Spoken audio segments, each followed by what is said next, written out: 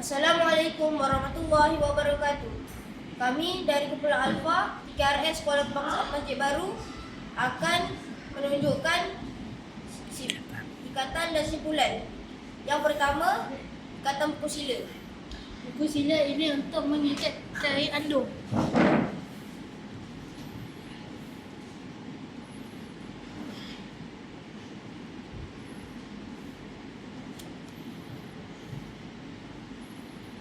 Yang kedua, ikatan bunga geti.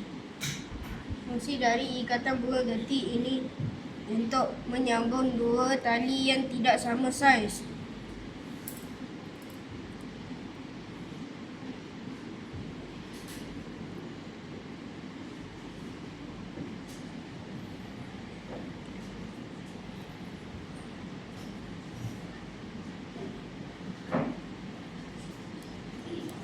Yang ketiga, simpul manuk.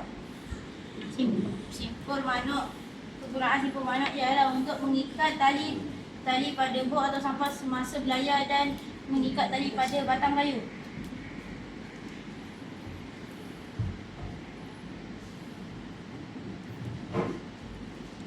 Cara bukanya ialah tarik dari bawah ini dan buka. Yang keempat ialah ikatan seraya.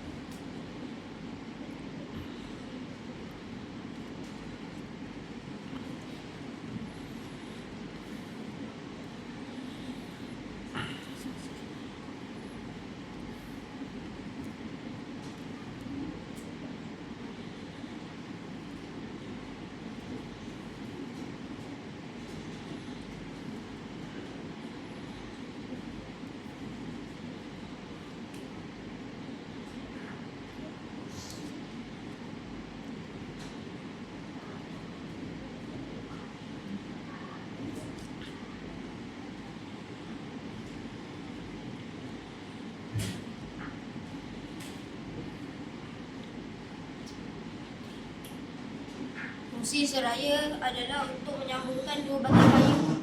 Terima kasih. Sekian, terima kasih.